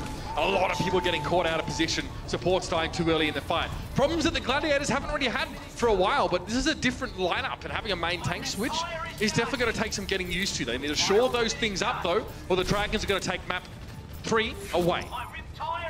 Should be huge for Shanghai. Give themselves a fighting chance, potentially tie the series up in a game 4 on Route 66. As the Dragons have pushed onto the point here, Mitch. So, right, they have that prime real estate. The Gladiators going to need to push on in. You never want to be the team that has to push on into that Junkrat. So the Dragons will take control of the point here as they get iRemix. Ado trying to get cute, realizing the hydration map was flanking around, but again, Junkrat has 2 remote mines. Hydration connected, he's far more solidly. Ado being brought back though. He'll have to again go back to holding that same flank as Junkrat. He again is going to die in the same fashion. Hydration takes him out 2 times in a row. That's going to be a problem here for the Dragons if that continues to occur. And you can see them all right now through the wall. So they're setting up. They're waiting for Shore4 to be able to play the off angle. And Remix isn't with them right now either. They're lacking that main tank, the Gladiators, to really drop onto the point and contest it properly. I also think you're going to see a Riptire come in here for hydration, but you'd be right. Dia's been a huge difference maker here for the Dragons. Bigaguri takes out hydration's Riptire, but a few kills now will go in favor of the Gladiators. Big Goose using Valkyrie to secure the point, but Dia, up until this point, 29% of overall team damage for the Dragons. You know, we knew he would be a difference maker coming back, obviously, into the lineup, but Widowmaker's been very good as Tracer as well. Sure4, get this, 45% scoped accuracy, 50% crit accuracy, so landing a ton of headshots. 50% crit accuracy is unbelievable. That's actually unbelievable. 1 in 2 shots are headshots. It's higher crit accuracy than scoped accuracy. Yeah. Okay. Now watch how they play around Remix. This is what I'm really interested to see. How he works with dealing with Bishu. Bishu now just going forward for the moment. They get the Mercy. So, yeah, they managed to get the pick off on Fearless here. They lost Big Goose here. Free for there, a little bit out of position, and Shore4 has a sideline again. It's either you dive on Shore4 or you try and contest the point. You can't really do both here. Gangari falls directly into the crosshairs of Shore4, and a self-destruct doesn't really account to much, so that's not really an ideal use of that one. Good move by Fearless here. Use that and come forward, but again, he lacked backup in the moment. Did at least manage to get Shaz, but the Fortify wasn't enough to keep him alive, man. And they used their Valkyrie there, Shanghai, and they end up using the res right about when after Free Fuel dies. I wonder why you didn't res Free Fuel there, because then you would have had the Transcendence, and then the person you probably were res right after that on the point probably would have been able to live if you had the Transcendence and you flew that onto the point. But it also may have been a little bit of an overinvestment on Shanghai's side to do all that. This Transcendence might not amount to much, actually, or might not mean anything. Look at the burst damage the Gladiators have. Shore4 can kill targets through Transcendence, so can Hydration with the Riptire, exactly. The Dragons need more than that. They actually need a first pick instead of relying on their ult advantages here. And you know the Gladiators are more than happy to give them some room, to let them dip a toe onto the point, and they can fight back. So you heard the Riptire? That's Ado's though, not Hydration. So see if there's a pick here. No, Chaz is going to cut it down. He tries to put it through a very narrow aperture. It's an easy pick off for the Zenyatta. Transcendence is on the point now. Remember, Riptide doesn't give a damn about it. He goes in. He's actually only got himself the supercharge of Hydration with that ultimate, so not as effective as he would have liked. The Hulk there was shot a little bit too far out by Fearless to pull people off the point. But Shore4 again, uncontested, free to roam and reign as he pleases. It's just too easy for the Widowmaker now. When there's no one putting pressure on you, it's 99% and overtime is over. The Dragons were so close to setting up a really nice play there. So Fearless actually used the halt on Remix and Bishu and got them really close to the edge. And Gaguri came in with her Diva Mech and tried to come in and like swoop them off the side as well and just boop them over. Bishu was able to fly back on top. Remix lives through it as well. They able to pull that play off and execute that would have been huge. See this?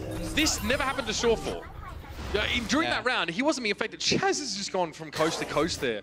killing not only a Mercy, but a Widowmaker. I mean, Surfwar throughout the first 2 stages only 1 death, so they're not really putting a lot of pressure on him whether he's playing Tracer or Widowmaker there. Yeah. Oh dear. Which is surprising because they have a very good Tracer Genji combination with Otto and Dia in the lineup. It just doesn't seem like... I actually thought with Dia in the lineup, you'd see him play more Tracer and Otto play a little bit more Genji. It could also be that the Dragons are not opting into Tracer versus Tracer duels as well. It could just be that they want to hit tanks. But I think Otto's best hero we've seen him so far has been his Genji. We know what Dia can do on Tracer. Like, why not just go with what they're good at, right? Well, this is a weird setup. They've got a Junkrat, but they don't have the Orisa to work with, so this is still mostly a dive core, but with a Junkrat just to get some extra damage in behind that.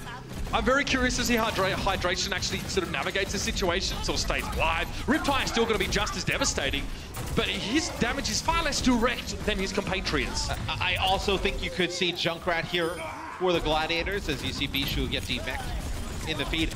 Just trying to take advantage of a little bit of maybe the overextension from some of the tanks on Shanghai. Really punish it with this Junkrat, and obviously Riptide, such a great ability as well. There are only Remix right now, and he's just returned. So the Gladiators were without main tank player for the last few seconds. Now, though, it's going to be a little bit less dangerous for someone like Hydration to step forward and get that damage. Look at Shaz, though, immediately noticed that his tanks are getting a bit low when he comes in with the Transcendence. That was responded to, but the Riptide again might be just the answer. Yeah, chase down Fearless now. The main tank is missing for the Shanghai Dragon. There's only Gregory that can really engage. In all fairness, the fight's already happening on the point here, but a lot less robustness now available for the Dragons. Dia and Otto going down. That should be all she wrote. As free feel, jump off the side. Gregory does fall. They actually don't leave her, and I know the baby diva, so she'll actually get to spawn back up with Mech. Dia does have Tactical Visor here. You're going to have Sound Barrier as well. No shot to get Transcendence in this next fight. It's going to be really, if you can get a good use of this Tactical Visor, Big Goose needs to stay alive through it. Obviously, Tactical Visor can locate that Mercy up in the sky. Hydration, though, it's what I was trying to talk to you about before. It's the punishment of the tanks, so they try and go in a little bit too deep. Hydration could have been waiting for him there as well, just assassinating him with a double mine. And you can see the Bishu was there to follow up. As soon as the Gladiators realize, oh, there's no Winston there, they realize, okay, we can now pick our targets a lot more comfortable. Well, it's also, it's a new tank line, obviously, for Shanghai, working out. Still getting those timings down, still working with each other. You can take advantage of that a little bit with Junkrat, right? If Fearless goes in and maybe Gaguri's not there at the right time and they're a little bit late, you can get some picks there with Junkrat. Well, also diving a team without a Winston means that your backline isn't going to get counter-dived, which is a big deal, difference maker. Okay, who's Surefall looking for here? He did see Gregory getting sort of jumped on, but he needs to get that HP and return back to the fight. Oh, that might have cost them though, yeah. 3 kills or 2 kills, Hydration's Riptide doesn't amount to much there, so Surefall's probably just here to poke. Curious that they actually commit the Transcendence to this fight, when theoretically they're in a 4v6 scenario, perhaps expecting that they can sort of rewrite this ship, but there is still 4 players for the Gladiators up here. Fearless goes down, Dia now with a Tactical Visor, normally a good fight finisher if I've ever seen one, and yeah, this is going to force the Gladiators away. Hydration though has returned to the point on the Doomfist though. Dia's not aware of this, and Surefall's chased him down. Hydration though, very low HP, and there's still 2 supports and a tank there. Remix, I don't think is going to stick around. It would have made sense to use that Transcendence to get the res on Remix if he actually used his Primal Rage. I thought they were going to get that res off on him so he could use Primal Rage. You see Fearless just bashing around Hydration, takes out the Riptide as well. Hydration will stay on Doomfist here, so I know how good of a Doomfist player Hydration is. I know. Really the only player in the league right now is still playing Doomfist. Oh, they get Fearless really low. I don't think Fearless took the extra. It's hard to say. It didn't take full damage from the fist. I think if Hydration had charged that for its full duration, he probably would have been able to finish Fearless with the rest of the combo. Regardless, Dia just gets rocked and socked. This man just punching out of combos, giving him the fair. Gregory. Now, look, notice how she's positioned herself there. Both the supports are sort of quite nearby. She can't really come forward right now unless Fearless is doing so. That's a good response from the Dragons. I like this. Dia busts out Doomfist as well. Okay. All right. Now I'm getting pumped for this. Let's go. There is going to be a Meteor Strike available for Hydration. We'll see if you can actually get any value out of that, given there's not any real other abilities on the side of the Gladiators to tie the Dragons together or to sort of apply crowd control effects. And I love when you see Doomfist gameplay. I mean, he's so good at just blowing up people on the other team, right? Just goes in on a D.Va, just a punch, an uppercut, she's D-mech, and then you start building up those shields, right? And then you really start to have some fun. Oh, Dia actually had the better of hydration. He had to pull the pin. Oh, free Bill! He didn't know what was coming. Hydration there. Hits him from orbit. And now he can move back to the point. Again, you notice he'll get a little bit of shielding for their abilities that he uses, but he needs to actually combo up to get that extra, I guess, durability in these fights. Gregory, desuited now. What a weird round we've seen. Shanghai are up to 92%, but Shawfor has a little bit of room to breathe. He's got his eyes on Ardo, a player on Tracer who hasn't really wanted to go for the TVT duel so far in this match. And now Fearless will get really burned down in terms of his health as he tries to get to the point. The rest of the Dragons kind of being held at arm's length by the Gladiators now. It's too risky for them to come forward, and they've got a threat in their backline. Sound barrier here. 4 players from the Gladiators get that. Shawfor doesn't benefit from it, but no one's really paying any attention to him right now, which may be the undoing of the Dragons. Yeah, it's going to be very tough for Shanghai to come back into this fight, Mitch. Dia on the point, Otto in 5 King. Every time they get off, overtime just burning down so fast. All 6 members of the Gladiators are alive here, and there it is. Overtime will burn down. It'll be the Los Angeles Gladiators who take this series with 3 maps thus far. You definitely see a couple of the cracks in the armor of the Gladiators here, but it's also worth knowing that they're not at full strength right now, or at least their optimal roster setup. And for the Shanghai Dragons, though, good performances in general from Dia. His return has been excellent. We've seen him on the Tracer, we've seen him on a couple of picks. The Widowmaker was also very solid. We've still got another map in which to have this Dragons lineup showcased, Matt.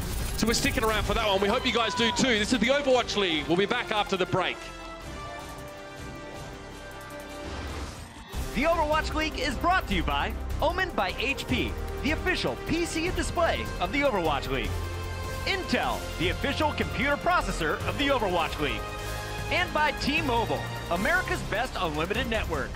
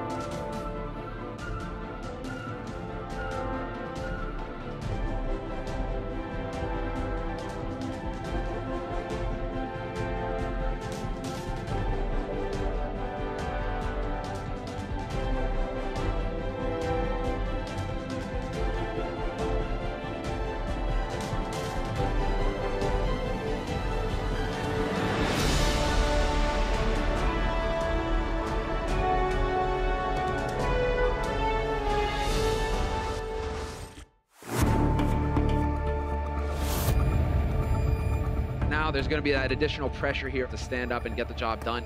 You really see teams pushing each other to a higher level. How do you continue this momentum right now? It's like a marathon, you know, you got to be ready to go the distance. There's a lot of pressure on us. The camera's always on you. It is something that takes an incredible amount of skill to be the best at. Another attempt for the Shanghai Dragons to clock up their first win of the Overwatch League. Another day where they will have to go home disappointed, but we've still seen, again, I feel like we always say this actually. It sounds like a bit corny after a while, but we have seen good things from them. The return of Dia has been very, very good. His performance, statistically speaking and otherwise, has been a, he's been a standout for the Dragons. With so many changes to this roster, whether it's players and coaching and whatnot, you see Silkthread will come in for hydration. You're basically starting from scratch with the Dragons. You would look at this team as a team that's basically even before preseason, right? Because you take all our practice time, that's gone away now. You're really starting like from scratch. I mean, so it's extremely difficult. Your identity is completely changed. You have on this roster, you have 3, predominantly Korean speakers, 3 predominantly Chinese speakers. Bridging those two, that's what Gregory said, like the first feeling she had about the Dragons is that Chinese is hard. Yeah. They're all trying to learn how to communicate with each other. That's crazy. And you look, it's going to take time. Like a lot of these games, right? They're going against teams who have been established even before preseason. So you're going back to, December, November, right? All that playtime on these maps has definitely paid off for them. Shanghai didn't have that luxury, right? A lot of these players are brought in late. You bring in a new coaching staff. You're trying all these new things. It's like almost like stage 3 is going to be a big testing game for them, and then we'll see in stage 4 like what they really have. I think one thing we just wanted to see from them is be able to develop that identity, that color, and establish that over the course of the season. But they had to make changes. They weren't getting the results they wanted with that initial roster, and this is how you rectify those issues. Clearly, there is a lot of individual skill on this team. Like you see flashes from every player on the roster. It's just putting it together as a whole. That is what's the hardest thing to do. And it's not going to happen overnight. A lot of people I saw, they were like, once these new players come in, they're going to start winning right away. It's like, it's not that easy. Like, these teams have been playing for a while. Work. No, yeah. It's unfair to the players, right, to put that much pressure on them as well. Yeah, I mean, there was a big conversation around that, around the new entrance for the Dragons. All right, come on, mate. It's a bit much to expect. It's not how you win. I said the same thing. Come on, mate. Come on, mate. You said that? I've never heard you say that. Dia goes down to Shawful, though. A moment, perhaps, where Gregory wasn't able to provide that defense matrix. Again, tough to know when to use it sometimes, especially with Shawful. Again, heralded by Fisher as the best Widowmaker in the league, as his teammate. So, take that with a pinch of salt. He is very good. Perhaps he's referring to Tsumi, who only appears under a certain set of conditions. And I don't know if they've been satisfied. We'll have to see. I think Sherfor, obviously, he's had a lot of hype in the past and coming in Overwatch League. I think there's a lot of people thought it would go 1 or 2 A's. You'd see him really starting to pick up his play. I think he's one of the players who has definitely benefited from the structure of the Overwatch League. He's been called best in the West before. Yeah, there was definitely a time when he was, apart from beyond, considered the best. He's been a sick player throughout Overwatch's history. But is he going to be the best in the Wild West? That's the question right now. So far, he seems to You're on fire today. We have another match to do. So far, he seems to be trending fairly well. We'll see the setup here. So what we need to see from the Dragons, Matt? What do we need to see? They've got the Genji Tracer dive. You play it out for me.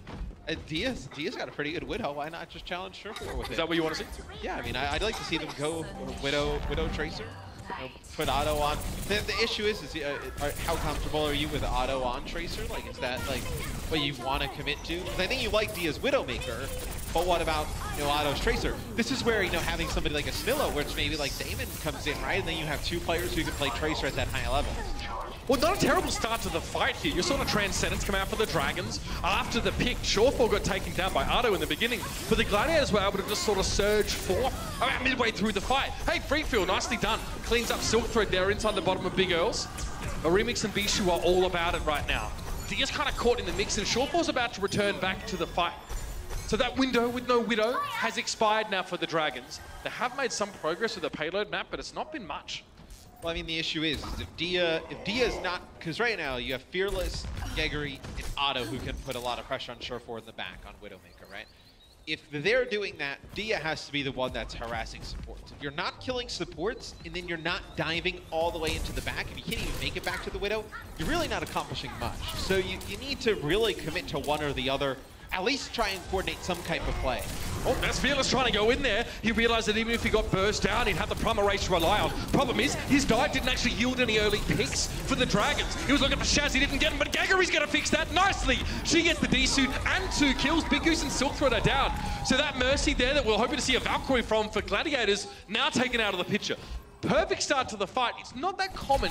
You see a Diva self-destruct be your saving grace, unless you're a Philadelphia fan from stage 1. But still, that was just what the doctor ordered for the Dragons in lieu of the dive not really working out. That is huge. We can take a look at this as well. Oh my god. There's the mech. See, Shaz uses the Transcendence there, obviously. Not going to be too beneficial. But now the Gladiators will push on forward. They want to play right at this choke.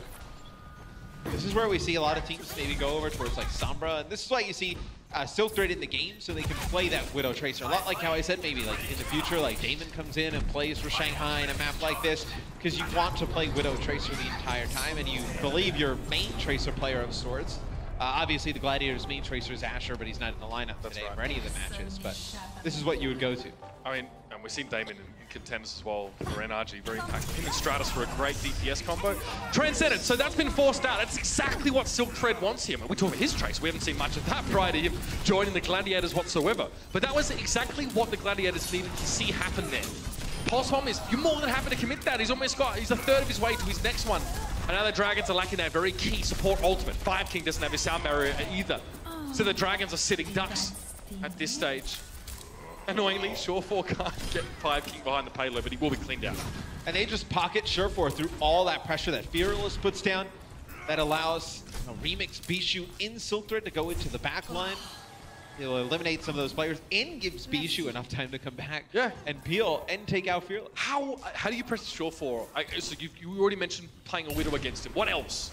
How do we get rid of this threat if you're a Dragons fan or player?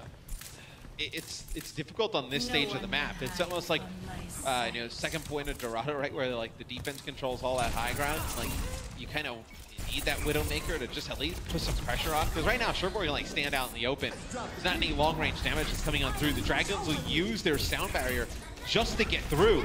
And they push on it, they get Shaz. So instead of going for Surefour, they jump right on top of Shaz, they get him. But in the meantime, their backline's kind of getting mashed because Silk Thread's getting himself in there. And in the other side of the map, Surefour's able to deal with a Dia who's diving on top of him as the Widowmaker at close range.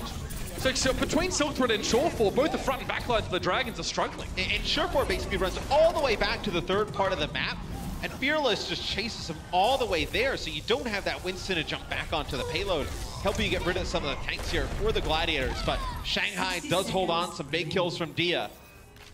It'll be a Transcendence available here for the Gladiators, and you'll have a self-destruct to clear the card. I've been very happy with Dia and Gegary, especially over the course of this map, man. That was very clever. So that they just focus down that big goose wall again. It's that target focus. Fearless, Ado, and Gegary, obviously all Korean native speakers, so that dive, for the most part, is actually sort of able to be fairly straightforward. You know, Dia's going to play it as a solo player around the map, but he's actually been getting involved in a lot of these fights. Notice his positioning now. The cleanup's going to be pretty gnarly. Gegary gets desuited. Big Goose now, I think he was trying to actually get a resurrect there through the Transcendence, but he couldn't. Perhaps he was interrupted. Despite the Transcendence sort of being in effect there. And the Dragons are very close. 0.23 meters away from the point now. Bishu trying to keep it held up, but he can't. And the Dragons will have a tilt at finishing off this map.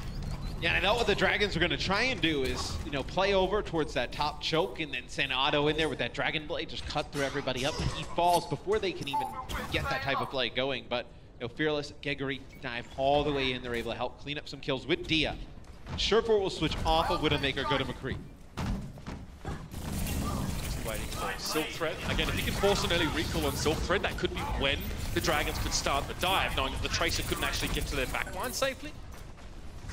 That's what he's waiting for. There's also a Pulse Bomb there, so Dia can do a hell of a lot. Payload's been moving this whole time, by the way, pretty consistently. It should get stopped about now. Most of the fighting occurring just right by this health pack room. Gegary being desuited means an instant disengage. A lot more McCree in Stage 3 than we've seen throughout Overwatch League this far. Seeing him make a little bit of a comeback. See Surefour switches over to him in one fight already at 88%. I mean, that happens when you have 57% weapon accuracy, right? Just putting down a ton of damage. What are you going to say?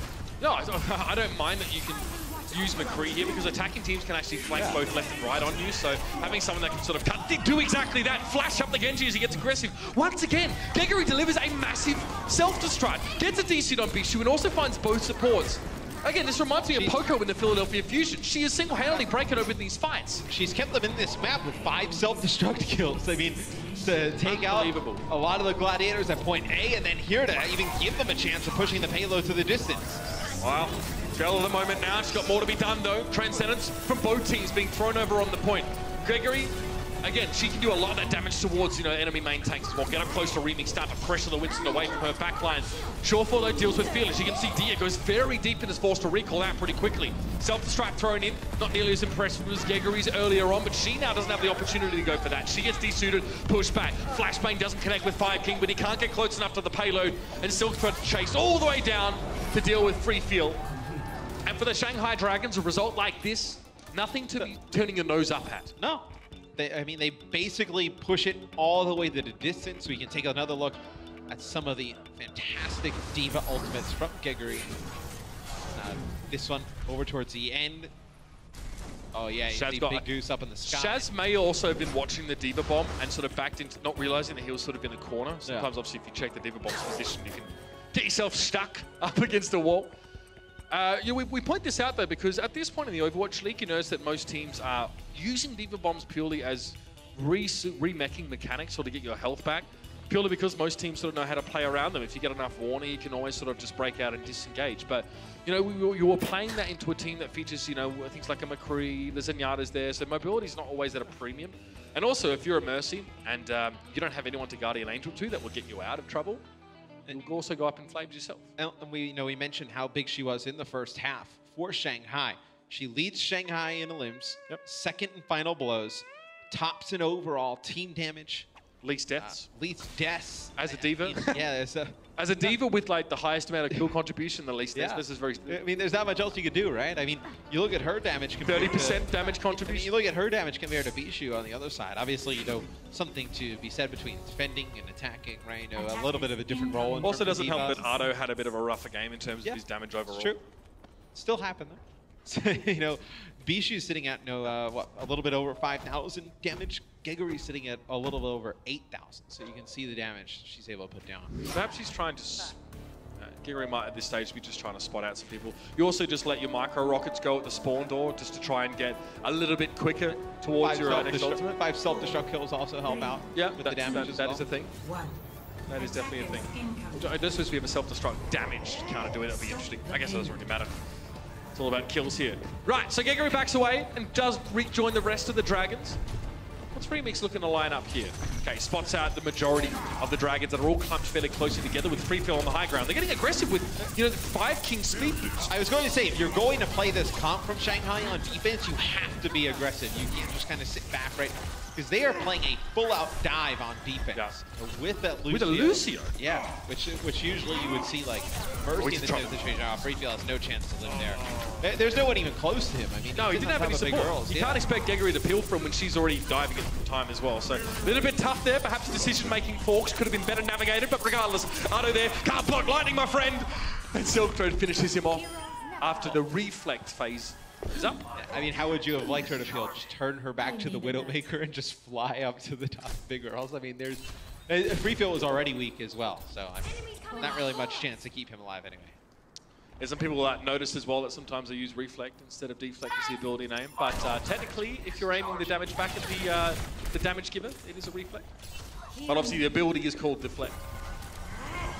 Reasonable. I'm happy you explained that. Yeah. Super confused. Just making sure. All right, thanks for clarifying. Well, you see some of the threads that go up on Reddit, Matt, and you definitely feel like some people need to be educated. Couple kills there, Shawfall, though, cleans up pretty comfortably. Dia went down to that one. And a self-destruct now for Bishu. He's getting involved in some of the action. Yeah, he's jealous. Where's my spotlight? He's like, I want to do some stuff with my self-destruct. Usually you just use it to get back in mech. Then by the time you get back in mech, you're already dead, so you're getting out of it again. Yeah. So Otto will have Dragon Blade for the next fight. It's just whether the Dragons can get in a position to use it. Right now, it's just Big Goose on the payload, so Just moving it on through that choke. Gladiators have some ultimates to use to kind of push on up, right? They have this pulse bomb to use in the close quarters. Oh, they found free Phil. And he's alone. And he's alone. There's no one even close. They're not trying to get on him. They realize now that the rest of the Dragons have already dived in. So even if free Phil is allowed to peek out of that little hole, he has line of sight on maybe 20% of his team. Yeah, but okay, I was going to say, if Silk Thread would have turned to his left, he would have had a one-on-one out in space against Zen, which he has to win at that point. Free Phil dropped down when he was so out of position, so you're right. Risky spot for him to put himself in, but Silk Thread had other plans, other ideas. Fearless dives in. See, despite all the damage coming back at him, survives longer than I perhaps would have expected. Ardo now is on his own. The classic conundrum. Do I press E when there's a Winston present? Answer is probably yes still. And I think that's where you see some of the miscommunication or just everybody not on the same page for Shanghai, because Fearless and Otto are pushing on out. The other three, Gregory and both supports who are alive, are trying to get Bishu out of mech. They don't accomplish that. Bishu's able to make it back, and then they lose Fearless and Otto. So at that point, you have to decide. Can Freefeel and 5king just handle Bishu on their own, or do they need that help from the D.Va? 4-man sound barrier. Gregory and Dia didn't get any of that.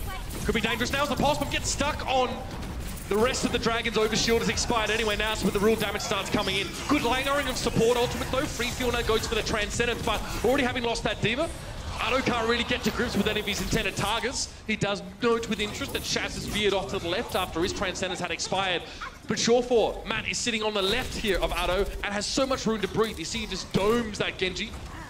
Gets a little bit of extra damage in there with the full auto mode. And the Gladiators now, they're just leaning into this. Now they don't have to go too crazy. Shawfor cleans up Otto as he peeks out. And perhaps what Fisher was saying about this man might just be true. Shawfor really dishing the damage.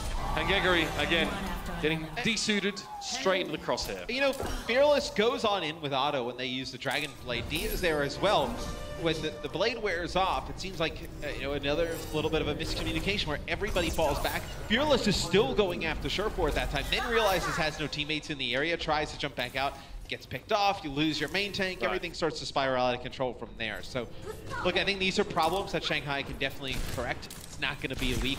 It's going to take a little bit of time. I think they had similar issues with Roshan actually as well, trying to figure out how to enable their Winston to do as much as possible. I think that was a different issue as well though, because you were pocketing Undead for what felt like forever. You weren't healing him at all. That's another story. Entirely. So Shawfor has another infra side. He actually had one in the previous fight. So that's a very quick generation of that ultimate ability for the Widowmaker. Now he knows exactly how the Dragon's set up. Look at that pulse bomb, beautiful, but Freefeel still gets the kill on Silk Thread. However, you'll take this trade. You take a Tracer for the enemy Winston, I feel, 9 times out of 10. And Shawfor gets a little bit caught up there. Ardo to chase down. Bishu was desuited, so there's not much left of the Gladiators here. Dia now will switch over to Widowmaker. We've been waiting for this, throughout the map. Shawfor has dominated this whole matchup, just in general. 29 elims right now, 20 final blows. And you look at the Tracer battle, it's really been, Otto, who's played a lot of Tracer. No, well, I mean, they've switched off, right? I mean, Otto's played a lot of Genji. You've seen Dia play the Tracers all, regardless, in terms of Tracer player. I mean, right now, Silk Thread sitting at 12 final blows. Dia sitting with 8, Otto with only 4. And then eliminations in general. I mean, Silk Thread's contributed to 28 kills. As opposed to, 23 combined from the other two. I mean, Shawfor's stats are ridiculous right now with 20 eliminations. That's 66% of the eliminations. No, final blows, sorry, that the Shanghai Dragons have. That's huge. Bishu now, removing 5king. Notice in the background, Dia still sitting up on the top left position. He needs to find some picks here. But Gregory finding Shawfor is going to make life a lot easier. Once Dia is not being pressured out by Remix, the Primal Rage enables Remix to go so deep and remove Freefeel. And now Dia got to be sweating a little bit. 5king is there to help him, so a little bit of a boop away. Dia has some safety where he's standing now. Yeah, 5king just storming back into the fight, trying to keep Fearless alive when he used Primal Rage. That's so nasty. The 6 shot there on Otto. That one shot is going to allow Silk Thread obviously not have to fight the opposing team's Tracer. He's going to be able to dive all the way into the back here onto Dia. This is where you saw Shawfor on defense switch over to McCree. Maybe you need to see Dia do that here towards the end. That infrasite's now been activated, so Shawfor can see which spawn door the Dragons are going to be coming from. That makes a big difference when you're trying to stave off or prevent stalls from occurring on this final stretch, but they're very close. The Gladiators, they get across the line, and it will be the clean sweep. Silky smooth, excuse the pun. Los Angeles paint the stadium purple a dominant victory overall, Matt. Yeah, I mean, I know Shanghai, obviously, you can see some of the things that they need to continue to work on. You see the Gladiators here coming in. I know kind of shorthanded on the roster. You know, some sickness going around. You know, they're home. Fisher not able to play today. Remix comes in, steps up in a big way.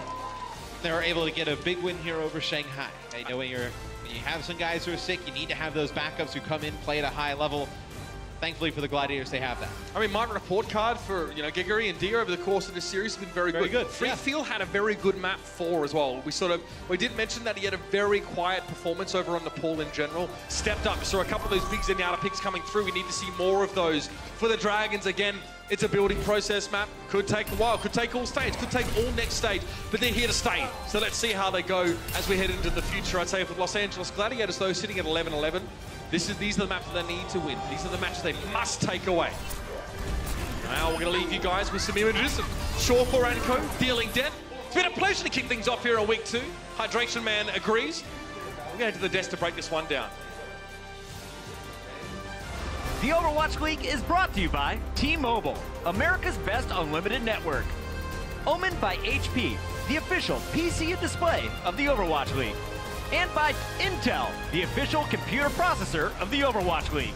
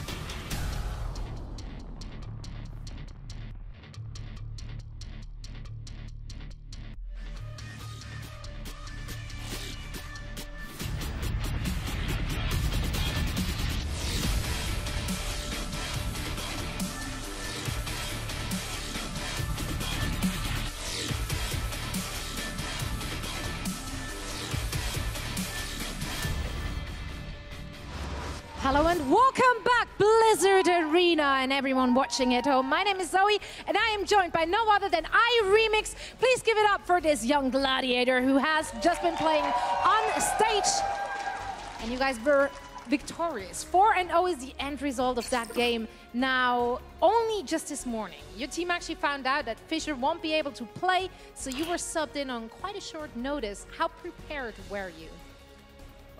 Where I practice, I play comp a lot, so I can keep up with my mechanics, and I watch bots on my own for like 2 hours, which keep me to keep my mechanics high.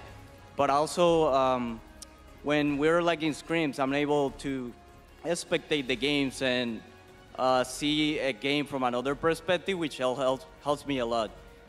For this coming week, I only got like 1 day of practice, and I was really nervous, and but everything worked out in the end. It did work out, absolutely. Now, it was great to see you back on that stage. And I was just about to ask, with having to replace someone like Fischer, who's been praised so much, and with that little preparation time, what was the state of mind going into this? You just said you were nervous. Anything else you want to share? Yeah, I was like nervous at the start, but throughout the games, the nervous goes away. But I try to hype myself up and be really confident. I've been like working really hard behind the scenes, and to be able to show that here is really amazing. And me and Fischer actually get along together, and we're able to talk about stuff together as tanks. And that to me is a benefit that benefits every team, and it will just help us improve in the end. All right, well, you showed up big on stage. It was great to see you back with your team right there. Thank you so much for joining me for the interview. We're now heading over to the desk to break down the game. Thank you so much, iRemix. The nerves setting in, but he still gets the win. 4-0 today over the Shanghai Dragons. Welcome back, everybody. It's Puckett at the desk. Don't smile at my puns, nerds. We got Sideshow. We got Reinforced. Sideshow give me the worst look off camera. I saw it, Sideshow. I see you. Let's talk about Game 3, because, Johnny, you called it at halftime. You said if the Dragons are going to perform in the second half, it's going to be on Nepal. This map fits their playstyle a little bit better. Sideshow, you thought it was going to be Route 66, but let's talk about that Game 3. What did the Dragons show us? Yeah, so Hydration came out with this Pharah Mercy kind of setup, and they instantly dived it with this Genji Tracer. And before, the Shanghai Dragons had kind of weird strategies that might catch people off guard. Now they're really just trying to make their default really good. And they came out with a good performance here on Nepal, I would say. They neutralized Hydration by just playing really aggressive, and then held control of the point and never let the LA Gladiators take it. And it sort of plays into their aggressive playstyle. I mean, throughout this series and even last week, we saw that the Shanghai Dragons, they like to play really aggressive, especially Fearless, borderline too aggressive sometimes with Auto.